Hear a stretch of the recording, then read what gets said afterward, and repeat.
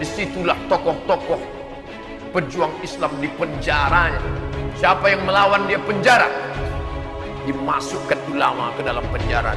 Anjing herder mau makanan enak, ini deh, ini daging ulama enak nih, tak ada barang haram di dalam, makan. Datang anjing herder itu menjilat darah ulama sampai bersih sebersih-bersihnya, dan penjaga itu menengok dengan matanya. Allah mau menunjukkan, kata kalian mukjizat tak ada, mukjizat masih ada. Anjing pun masih bisa membedakan mana ulama, mana perampok, mana penjahat. Tapi hari ini ada manusia yang katanya sudah lulus fit and proper test, tak bisa membedakan mana ulama, mana perampok. Tak tahu dia mana yang mesti ditangkap, mana yang mesti dilepaskan. Subhanallah walhamdulillah wa la ilaha illallah. Ustaz, kata Ustaz, dia ini ulama usyuk, menjual fatwa untuk kafir, untuk maslahat kepentingan sesaat. Kenapa umurnya panjang? Kenapa badannya sehat? Kenapa kekuasaannya tetap tinggi? Kenapa ceramahnya tetap mantap? Kenapa ingatannya kuat? Sanastadrijuhum min haitsu la ya'lamun. Kami mainkan mereka dengan istidraj. Min haitsu la ya'lamun. Mereka tidak sadar. Istidraj. Umli lahum. Kuulur. Kubuat hafalannya kuat. Dibacanya ayat, nampaknya ayat di mata itu. Mengingat hadis, hebat usul fikih, hebat fikih, mantap. Terpukau orang mendengarnya. Orang sangka itu adalah nikmat, padahal dia sedang dimainkan dalam laknat bernama istidraj. Sanastadrijuhum min haitsu la ya'lamun. Aku mainkan mereka dengan istidraj. Wa umli lahum. Aku ulur, aku tutupi aibnya di dunia.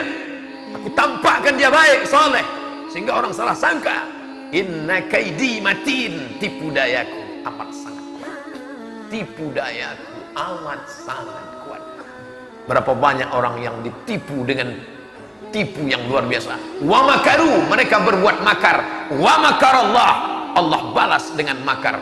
Wallahu khairul makirin. Allah paling pandai membuat makar, tipu daya.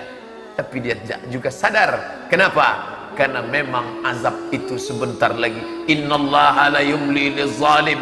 Allah sengaja mengulur pada orang yang zalim itu, mempermainkan umat, mempermainkan agama, mempermainkan fatwa, mempermainkan ayat. Innallaha la yumli, diulur Allah, diulur. Hatta idza akhadahu, sampai masanya nanti Allah menghukum, lam yuflithu, tak disisakannya walau sedikit pun. Berapa contoh yang memain-mainkan ayat. Innalladzina amanu, orang yang beriman, walladzina hadu, orang Yahudi, wan nasara, orang Nasrani, wassabiin, orang yang menyembah bintang. Man amana, karena mereka beriman, wa amila salihan, beramal saleh, la khaufun alaihim wa la hum yahzanun. Dipelintir ayat ini.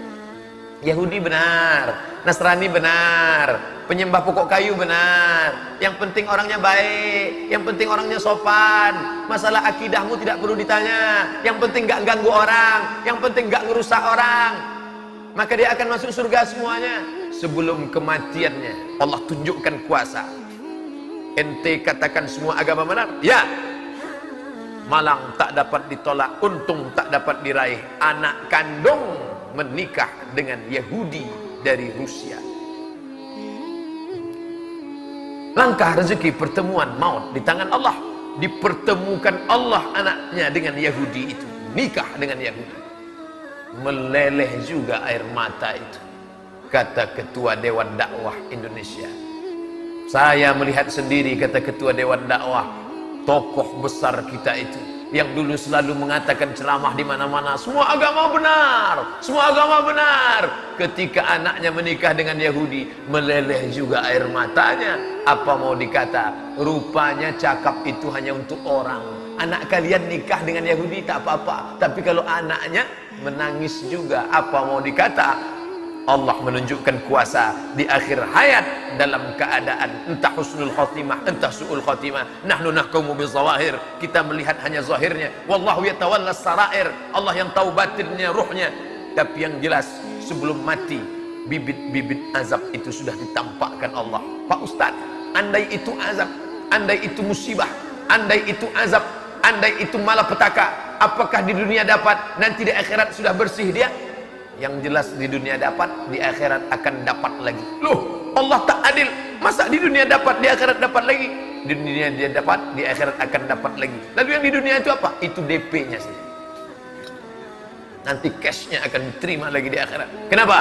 Karena dosa jariah tetap mengalir. Buku-buku yang sudah ditulis, dicetak, buku-buku yang sudah banyak beredar, dibaca anak-anak muda, dia tak pernah tobat dalam bukunya, maka dibaca orang menjadi dosa jariah yang tak akan pernah putus. Madamatis samawati wal ard, selama langit di atas, selama bumi di bawah, selama buku itu dibaca orang.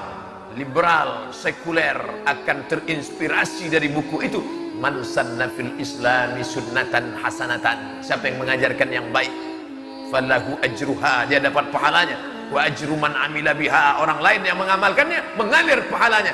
Min ba'dihi, setelah dia mati, min ghairi an yanqusa min ujurihim syai'un, pahalanya tak berkurang walau sedikit pun. Man sanna fil islami sunnatan sayyi'atan, siapa yang mengajarkan yang buruk, yang jelek, yang jahat, yang kotor, falahu wizruha, dia dapat dosanya. Wa wizru man amila biha, dosa orang lain yang melakukannya. Terus berganti zaman, berganti terus, maka dia sedang menuai dosa. Setiap hari mendapatkan tetesan dosa jariah. Sampai kapan? Min ghairi an yanqusa min auzarihim syai'un, dosa mereka tak berkurang, mereka dapat 100, dia pun dapat 100, mengalir terus. Maka kita berpikirlah untuk berbuat yang baik-baik. Adapun mereka yang sudah memakai topeng-topeng agama untuk merusak agama Allah ini, kita jaga dengan pengajian yang tetap istiqomah. Datang ke majelis tafsir Al-Ma'rifah, datang ke kajian Anda bertanya, mufti menjawab di Ar-Rahman, datang kajian penyakit-penyakit hati bersama Dr. Saidul Amin, kajian fatwa bersama Dr. Mawardi Muhammad Saleh, kajian tafsir bersama Dr. Mustafa Umar. Jaga istiqomah, bawa anak istri, keluarga, sahabat. Kita ciptakan komunitas yang baik.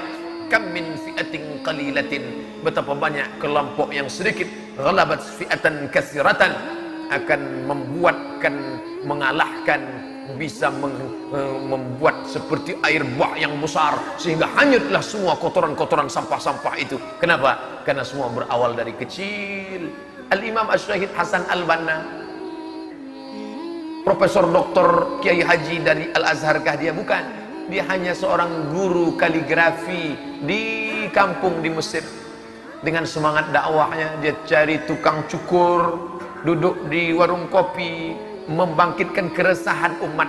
Hari ini kalau ada dakwah yang membangkitkan keresahan, kenapa kita tak bersatu? Kenapa ekonomi kita tak maju? Kenapa kita masih beli di tempat orang kafir? Kenapa kita masih makan tempat orang kafir? Kenapa kita masih mendukung? Ada kegelisahan. Selesai ngaji dia gelisah. Setelah saya ngaji gelisah saya dengan keadaan. Alhamdulillah. Yang parahnya adalah kita merasa adem, ayem, tentram, tenang. Bapak Ibu, apa yang terjadi ini sudah tertulis di Lauhil Mahfuz. Maka tenang sajalah. Kita terima saja apa adanya. Pejamkan mata, banyak-banyak berzikir. Astaghfirullah Rabbal baraya, astaghfirullah minal khataya. Kalau anak kita dilarikan orang, sabar aja. Astagfirullah. Kalau bini kita dilarikan orang, biarkan aja. Tarik nafas panjang. Ya Allah, ya Allah. Kalau agama kita diinjak-injak orang, jangan pikirkan Allah Maha Besar untuk menolong agamanya. Agama ini tak perlu ditolong. Ngapain kita tolong-tolong agama ini? Seolah-olah dia tak mampu menolong. Al-Aziz, Al-Jabbar. Biarkan agama ini pijak-pijak orang. Yang penting kita tenang. Ustaz setan itu. Tak betul. Intan surullah, kalau kau tolong agama Allah ini, yang surkum, dia akan menolong. Bisabis aqdamakum. Ulama-ulama di penjara. Sahabat saya naik, saya menengok juga tapi tak ketemu dengan penjaga itu. Sahabat saya naik ke Qal'ah. Qal'ah artinya tembok. Tembok yang dibangun oleh Muhammad Ali Pasha. Muhammad Ali Pasha membangun tembok masjid yang indah di Mesir. Tapi pada masa rezim kekuasaan Gamal Abdul Nasir, disitulah tokoh-tokoh pejuang Islam di penjaranya. Siapa yang melawan dia penjara. disediakan anjing herder yang lapar di situ. Lalu ulama-ulama itu dicambuk, berdarah-darah, darah bau amis. Anjing herder lapar mencium bau darah, dimasukkan ulama ke dalam penjara. Anjing herder mau makanan enak, ini deh, ini daging ulama enak nih, tak ada barang haram di dalam, makan. Datang anjing herder itu menjilat darah ulama sampai bersih sebersih-bersihnya, dan penjaga itu menengok dengan matanya. Saya dulu pemabuk, pezina, benci dengan ulama, saya tak percaya Tuhan. Mata saya melihat anjing yang lapar itu menjilat luka ulama itu dan bersimpuh di hadapan ulama. Itulah yang membuat saya tobat. Dan di akhir usianya menjadi penjaga masjid, bercerita kepada salah seorang sahabat yang berkunjung ke Qal'ah, tembok benteng Muhammad Ali Basha. Allah mau menunjukkan, kata kalian mukjizat tak ada, mukjizat masih ada. Anjing pun masih bisa membedakan mana ulama, mana perampok, mana penjahat. Tapi hari ini ada manusia yang katanya sudah lulus fit and proper test, tak bisa membedakan mana ulama, mana perampok. Tak tahu dia mana yang mesti ditangkap, mana yang mesti dilepaskan.